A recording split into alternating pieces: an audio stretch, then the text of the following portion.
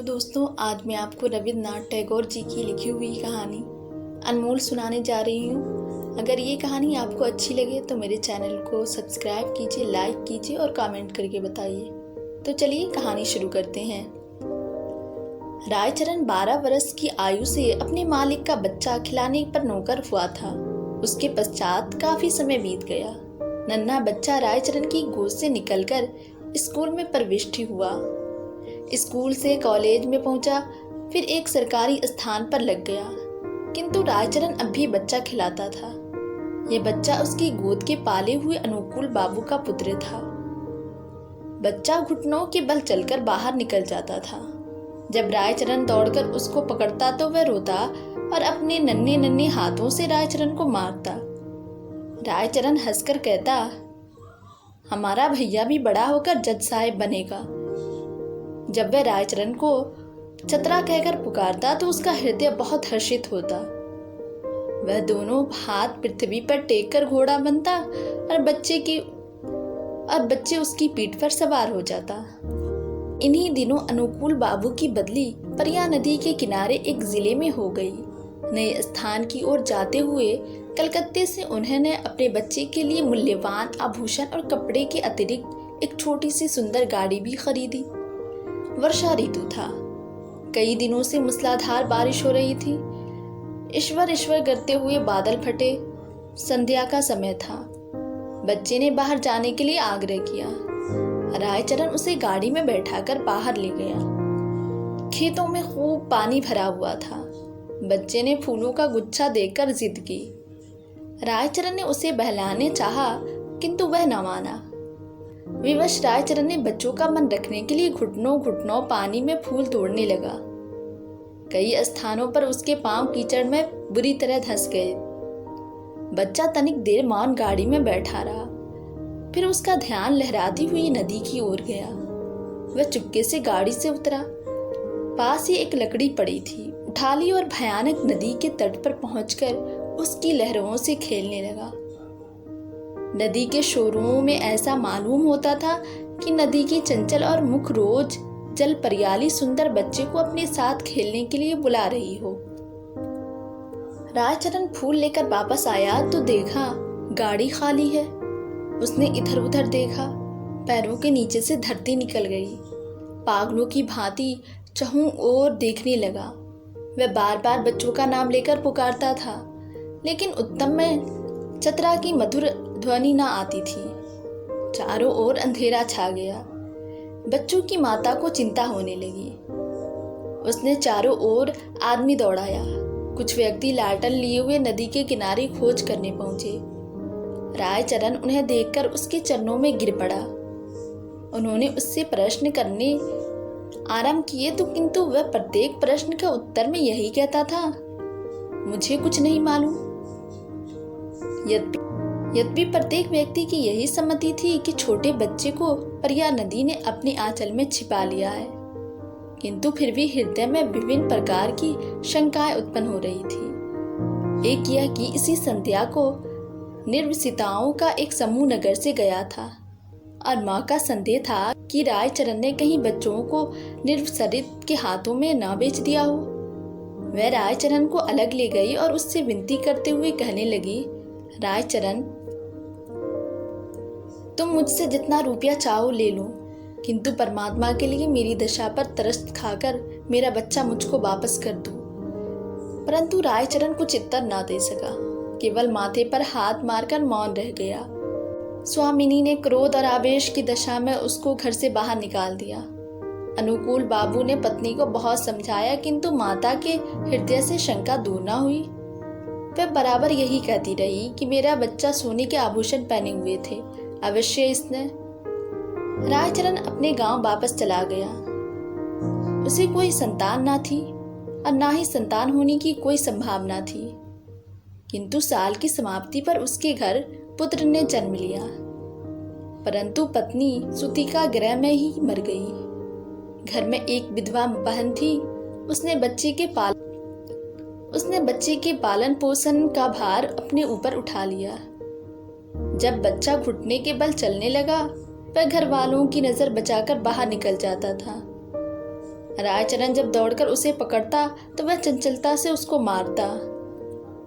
उस समय रायचरण के नेत्रों के सामने अपने उस नन्हे मालिक की सूरत फिर जाती जो परिया नदी की लहरों में लुप्त हो गया था।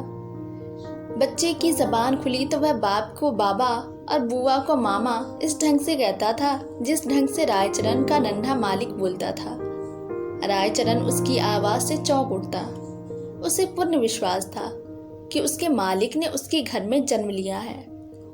इस विचार को निर्धारित करने के लिए उसके पास 3 प्रमाण थे। एक तो यह कि वह नन्हे मालिक की मृत्यु के थोड़े ही समय पश्चात उत्पन्न हुआ। दूसरे यह कि उसकी पत्नी विध हो गई थी और संतान उत्पत्ति की कोई आशा न थी। तीसरे यह कि बच्चे के बोलने का ढंग और उसकी संपूर्ण भाव भंगिमा नन्हे मालिक से मिलती जुलती थी। वह हर समय बच्चे की देखभाल में संग्रह रहता। उसे भय था कि उसका नन्हा मालिक फिर कहीं गायब न हो जाए। वह बच्चों के लिए एक गाड़ी लाया और अपनी पत्नी के आभूषण बेचकर बच्चों के लिए आभूषण बनवा दिए। वह उसे गाड़ी में बैठाकर प्रतिदिन वायु सेवन के लिए बाहर ले जाता था। धीरे धीरे दिन बीतते गए और बच्चा सयाना हो गया, परंतु इस लाड़ चाव में वह बहुत बिगड़ गया था। किसी से सीधे मुंह बात तक न करता। गांव के लड़के उसे लाड साहब कहकर छेड़ते। जब लड़का शिक्षा योग्य हुआ तो रायचरण अपनी छोटी सी जमीन बेचकर कोलकाता आ गया। उसने दौड़ धूप करके नौकरी खोजी और फलन को स्कूल में दाखिल करवा दिया। उसको पूर्ण विश्वास था कि बड़ा होकर फलन अवश्य जज बनेगा। होते होते अब फलन की आयु 12 वर्ष हो गई। अब वह खूब पढ़ लिख सकता था। उसका स्वास्थ्य अच्छा और सूरत शक्ल भी अच्छी थी। उसको बनाव सिंगार की भी बड़ी चिंता रहती थी। जब देखो दर्पण में हाथ में लिए बाल बना रहे हैं। वह अब व्यावी भी बहुत था। पिता सारी आय व्यर्थ की विलास सामग्री में ब्याह कर देता। रायचरण उससे प्रेम तो पिता की भांति करता था, किंतु पराया उसका बर्ताव उस लड़के से ऐसा ही था जैसे मालिक के साथ नौकर का होता। उसका फलन भी उसे पिता ना समझता था।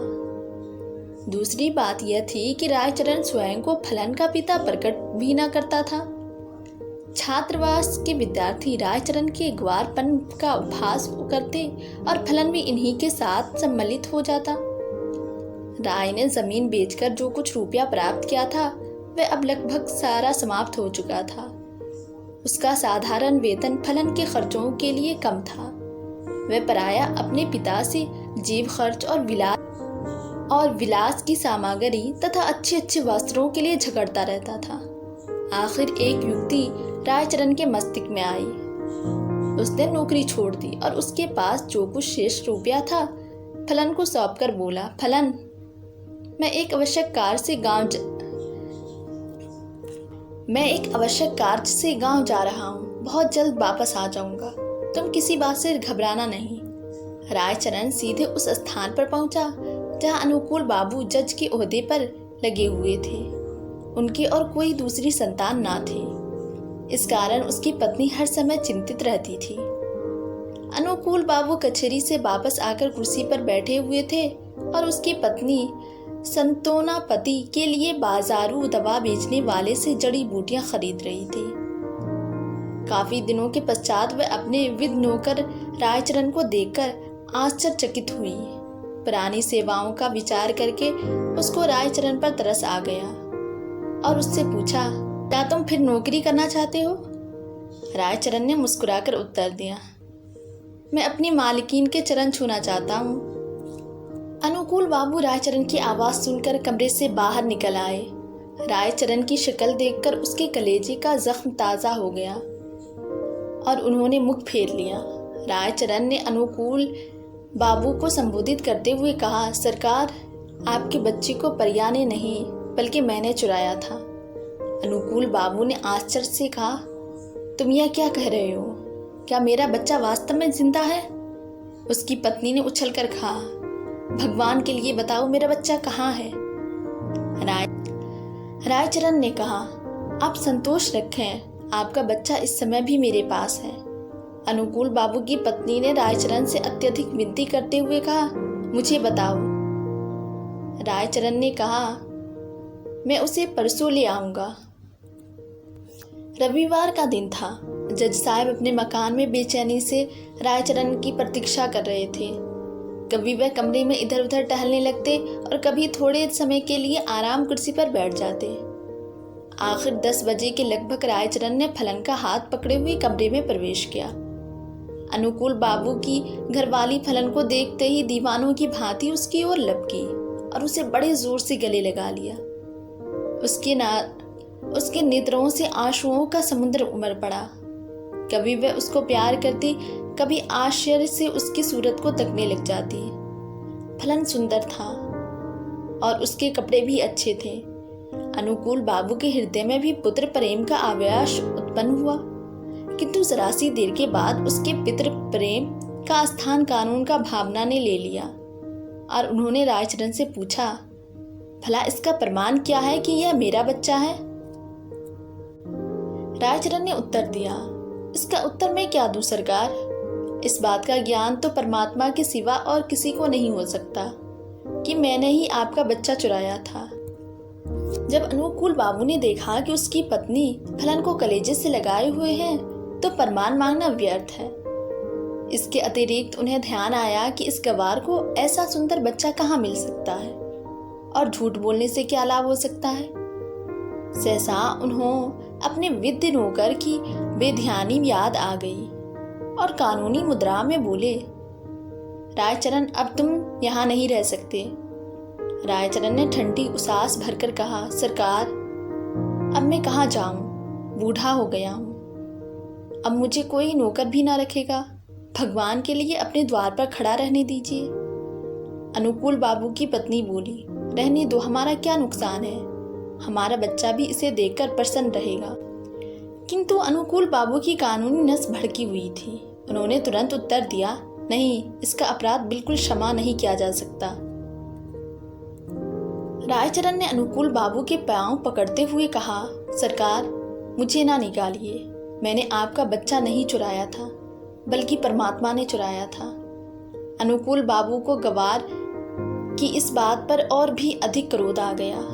बोला, नहीं, अब मैं तुम पर विश्वास नहीं कर सकता, तुमने मेरे साथ कृतघात की है। रायचरण ने फिर कहा, सरकार मेरा कुछ अपराध नहीं।